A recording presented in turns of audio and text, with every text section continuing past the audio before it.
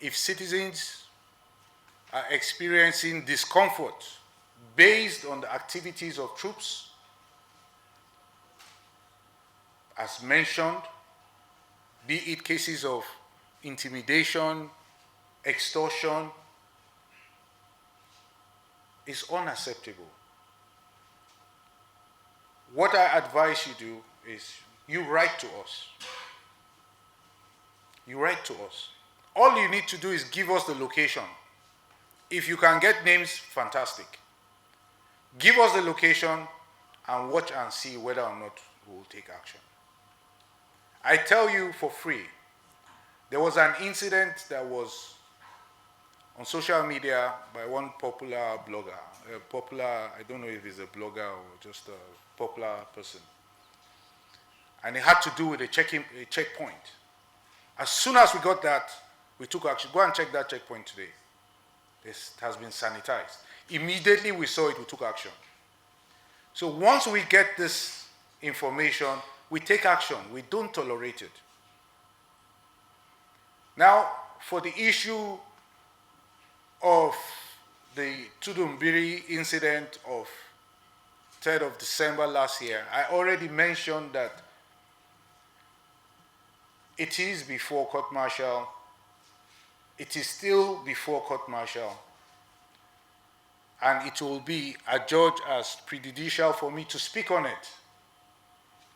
When it is sorted out completely, you can be assured that I will be here to give you updates about it. It is an intelligence-led operation. And what that translates to is that the military cannot be everywhere, but the citizens are everywhere. And if the citizens are everywhere, they must pass information to the military to act. If you don't pass the information, there's no magic. But once you observe something happening within your environment, you don't understand it, you let us know. And then we come in. But you observe, you keep quiet until something happens and then you make us to react. No. That's not the way it should be done. On the issue of this Halilu Buzu, how are we getting to know about him? He's a cattle wrestler. He's an illegal gold miner. He's involved in arms. You can see all this very dastardly act.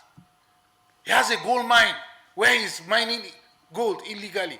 We got the information and we moved in on him. And what have we done now? We have declared him wanted. And I assure you, he's the first of many.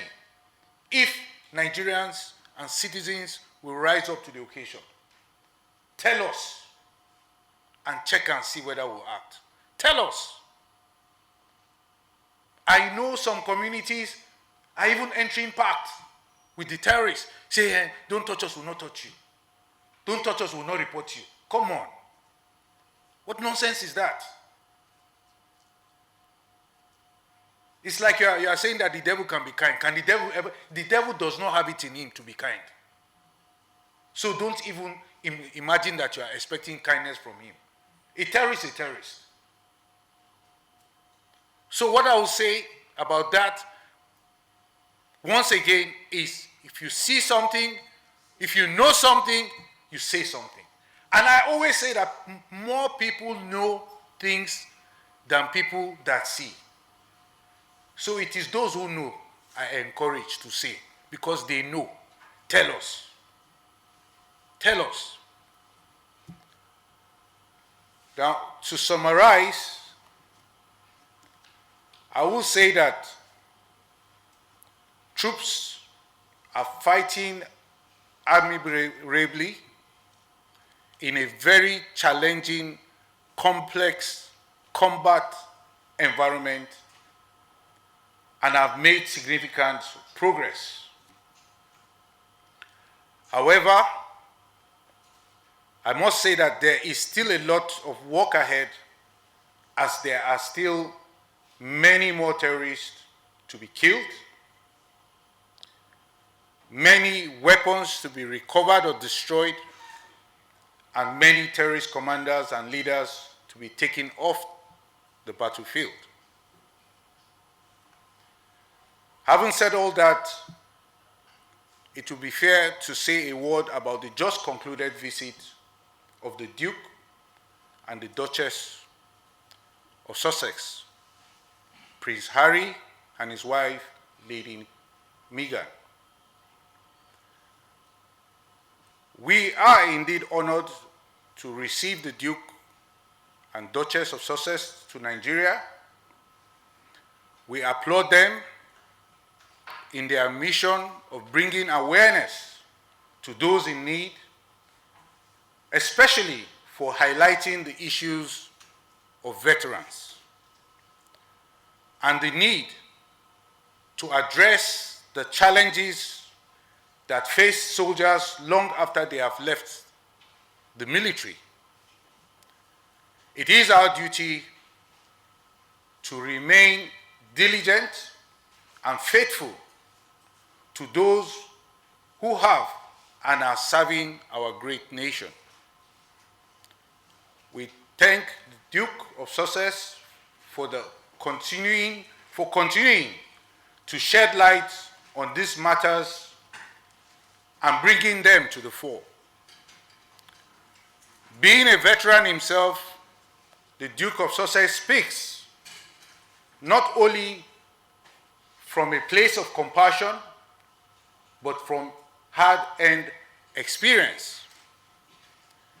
It remains our duty to continue serving these men and women who sacrifice so much for our country. Now, going back to ongoing operations, I will say that on the ground, troops continue to demonstrate stamina, they demonstrate resolve, and they demonstrate a strong desire to remain focused and stay the course until the enduring defeat of the terrorists and their cohorts. Accordingly, we are bent on diminishing the ability of the terrorists to conduct acts of terror or harm on citizens.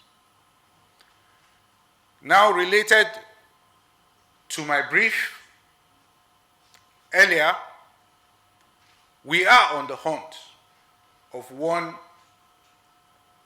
Halilu Buzu. This Halilu Buzu is a terrorist leader that hails from Buzu in the Republic of Niger.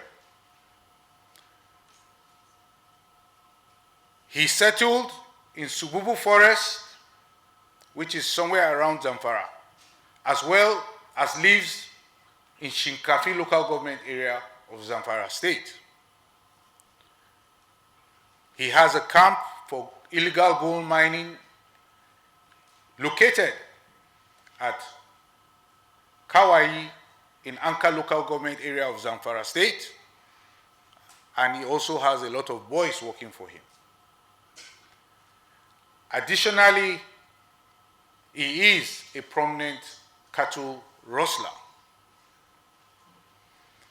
Last week, his boys killed 19 villagers at Farah Kasa,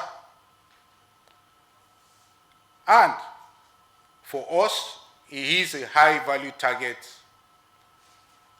Therefore, we declare him wanted. Furthermore, he is a major arms dealer, supplier, trusted by arms dealers, supplying arms from Libya.